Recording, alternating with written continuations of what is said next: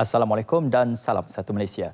Bersama saya Ismail Adnan dalam Best 510 edisi 7 malam. Antara yang menjadi tumpuan jam ini. Mahkamah Magistrate Kuching mengeluarkan perintah reman terhadap 3 suspek yang terlibat dalam kejadian buli dan memukul seorang lelaki di Jalan Demak semalam. Ketiga-tiga lelaki berusia 21 hingga 27 tahun itu ditahan reman 4 hari bermula hari ini. Mereka ditahan 2 pagi tadi selepas polis menerima laporan daripada seorang pengadu mendakwa dipukul selepas berlaku perselisihan faham antara mereka.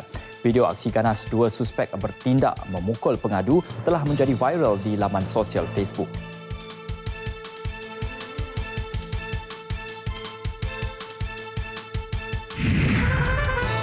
Tiga anggota sindiket penyeludupan kereta diberkas dalam satu operasi di Kota Baru, Kelantan. 2 buah kereta bernilai hampir RM200,000 dipercayai diseludup dari Singapura turut dirampas. Kastam Kelantan memandang serius kegiatan seumpama itu dan akan menjalankan operasi secara berterusan. Sejak Januari lalu, Kastam Kelantan menahan 5 anggota sindiket dan merampas 23 buah kereta bernilai RM1.1 juta.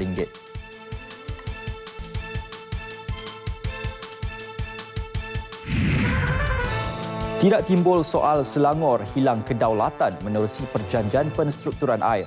Demikian tegas Menteri Tenaga, Teknologi Hijau dan Air Datuk Seri Dr. Maximus Ong Kili. Beliau menjelaskan Kerajaan Persekutuan tidak pernah meminta Selangor menyerahkan tanah di bawah perjanjian utama. Sebaliknya, pajakan tanah di bawah perjanjian tersebut kepada syarikat pengurusan air Kerajaan Persekutuan adalah untuk penyelenggaraan, menaik taraf dan pembaikan bagi menguruskan air Selangor selama 45 tahun. Selepas tempoh itu, tanah tersebut akan kembali kepada kerajaan negeri.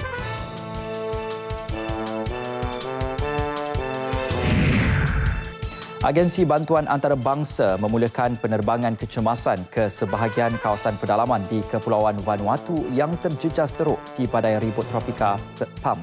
Pihak berkuasa bagaimanapun masih bergelut untuk mengerah seramai mungkin petugas bantuan ke zon bencana. Di tanah ribut kategori 5 dengan kelajuan angin mencecah 300 km sejam itu memusnahkan hampir keseluruhan kawasan pertanian dengan penduduknya terputus bekalan makanan sejak 5 hari lalu. Dahulunya dikenali sebagai New Hebrides, Vanuatu meliputi gugusan 80 buah pulau dengan populasi 260,000 penduduk.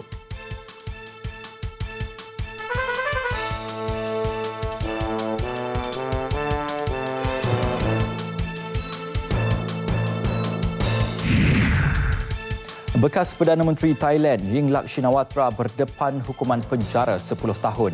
Semuanya bergantung kepada keputusan Peguam Negara Khamis ini sama ada untuk meneruskan pendakwaan terhadap Yingluck berhubung salah guna kuasa berkaitan skim subsidi beras.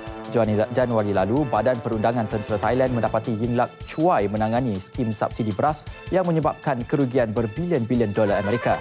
Yingluck dilantik sebagai Perdana Menteri wanita pertama Thailand pada 2011.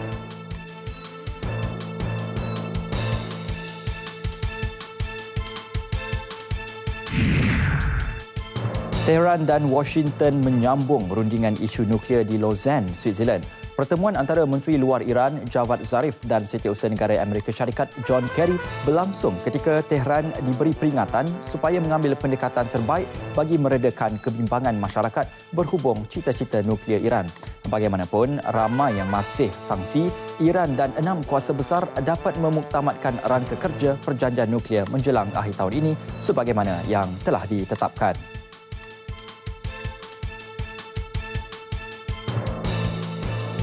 Sekian Best 510 edisi 7 malam. Untuk perkembangan menyeluruh, berita akan bersama anda dalam Nasional 8 kurang sejam dari sekarang. Assalamualaikum dan salam satu Malaysia.